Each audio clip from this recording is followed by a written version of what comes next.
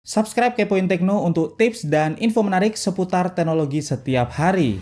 Oke, di seri Tekno ini kita bakal ngebahas beberapa kabar Tekno yang sedang trending hari ini ya. Ada koneksi 5G palsu yang mulai bermunculan guys. Kemudian hasil benchmark Galaxy S10 Plus yang lumayan bikin kaget.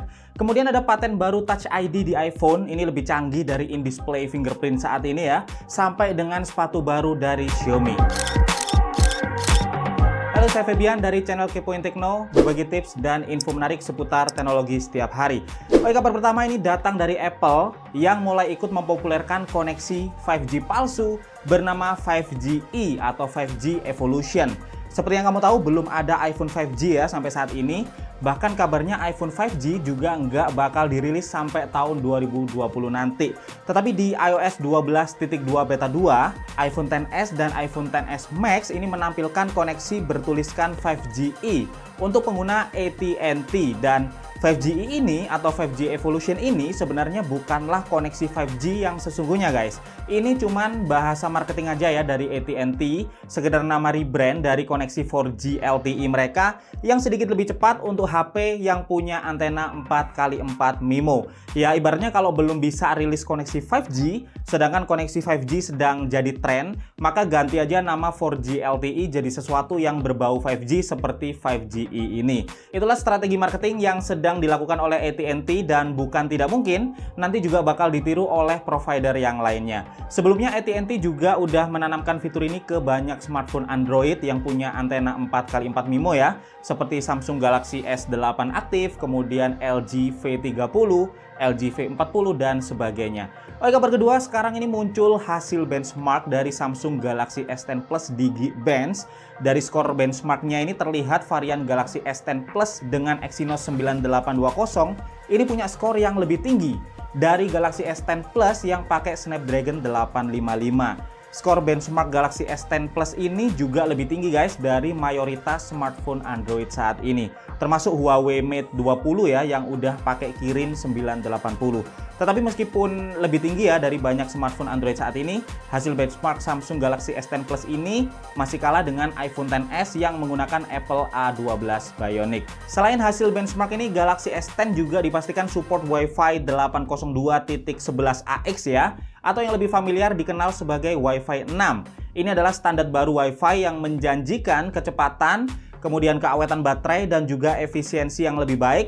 Tetapi tentunya manfaat Wi-Fi 6 ini baru bisa kamu rasakan kalau router kamu juga support Wi-Fi 6 yang saat ini masih belum ada di pasaran. Oke, kabar ketiga ini dari Newton Mail. Ini aplikasi email klien populer ya, sekaligus salah satu yang paling canggih dan paling mahal. Sekarang sudah tersedia lagi dan bisa di-download di Windows, Mac, iOS, dan juga Android. Sebelumnya, Newton Mail ini sempat dimatikan guys dan dicabut dari App Store ya. Karena CloudMagic, perusahaan di balik Newton Mail, ini kesulitan menguangkan aplikasi ini. Meskipun saat itu harganya cukup mahal benernya, yaitu $99 per tahun atau sekitar 1,5 juta rupiah per tahun. Tetapi ternyata esensial, ini yang merupakan perusahaan milik Andy Rubin ya, sang bapak Android, membeli CloudMagic dan menghidupkan kembali Newton Mail ini. Jadi sekarang Newton Mail tersedia lagi dengan harga yang lebih murah, yaitu $49 atau sekitar Rp750.000 per tahunnya. Keunggulan Newton Mail dibanding dengan aplikasi mail klien yang lain ini adalah fiturnya yang kaya banget guys. Termasuk ada read receipt, ini untuk tahu apakah email yang kamu kirim udah dibaca atau belum. Kemudian ada send letter, ini untuk mengirim email secara terjadwal. Kemudian ada juga desain yang bersih dan rapi, lebih bersih dari kebanyakan mail klien yang ada di pasaran saat ini. Jadi buat kamu yang kerjaannya tergantung terus sama email, ini bisa mencoba Newton Mail gratis selama 14 hari ya, sebelum nanti akhirnya jadi berbayar Rp750.000 per tahunnya. Oke, kabar keempat ini datang dari Apple, di mana mereka baru aja mematenkan teknologi in-display fingerprint sensor untuk Touch ID di iPhone. Ini Apple menggunakan acoustic pulse untuk mendeteksi sidik jari di layar yang memberikan beberapa kelebihan ya dibanding dengan in-display fingerprint sensor saat ini.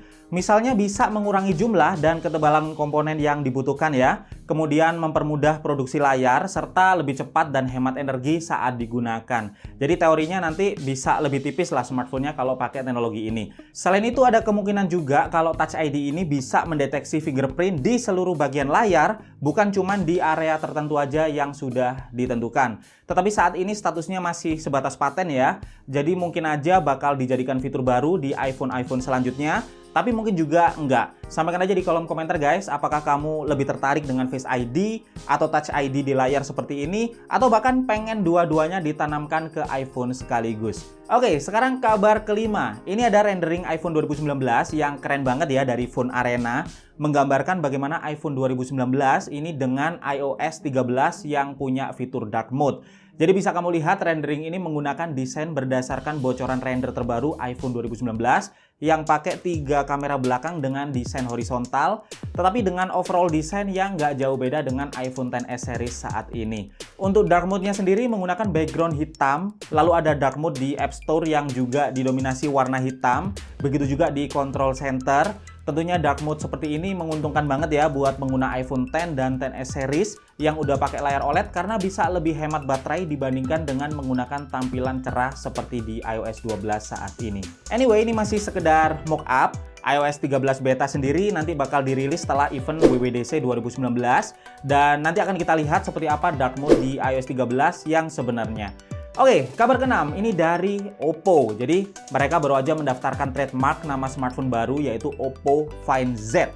Sepertinya Oppo Find Z ini bakal menjadi nama penerus ya dari Oppo Find X. Trademark ini terdaftar di Badan Kekayaan Intelektual Eropa dan menarik banget untuk ditunggu ya seperti apa gebrakan Oppo yang bakal dihadirkan ke Oppo Find Z ini. Kabar ke-7 ini dari Xiaomi. Jadi mereka baru aja merilis sepatu Xiaomi guys di India dengan nama Mi Men's Sport Shoes 2. Tetapi jangan harap ini adalah sepatu cerdas seperti Puma Phi atau Nike Hyper Adapt yang bisa mengikat tali sendiri ya, tanda kutip. Ini enggak, karena sepatu Xiaomi ini termasuk sepatu olahraga biasa. Hanya saja dikatakan ini kalau Xiaomi menggabungkan 5 material berbeda menjadi satu sol dengan molding. Dan ini membuatnya lebih kuat, nyaman, fleksibel, anti-slip, dan juga bisa dicuci langsung di mesin cuci. Xiaomi membandrol ya sepatu ini dengan harga normal 600 ribuan rupiah, tersedia dalam 3 warna yaitu hitam, abu-abu, dan juga biru. Saya udah cek, ternyata Xiaomi Mi Sport Shoes 2 ini yang dijual di India, ini sama atau identik banget dengan Xiaomi Mi Jia Sneaker 2 yang udah cukup lama ada di berbagai toko online Tiongkok guys. Jadi kalau kamu tertarik bisa beli aja Mi Jia Sneaker 2 yang saat ini di toko online Tiongkok ya, harganya dibanderol sekitar 800 ribuan rupiah. Oke, itu dia guys semua kabar tekno menarik di hari ini. Semoga aja bermanfaat dan informatif ya. Sampaikan aja di kolom komentar kalau kamu punya pendapat tentang kabar tersebut. Saya Febian pamit dulu guys. Jangan lupa subscribe biar nggak kudet dan sampai ketemu lagi di video tekno menarik lainnya besok.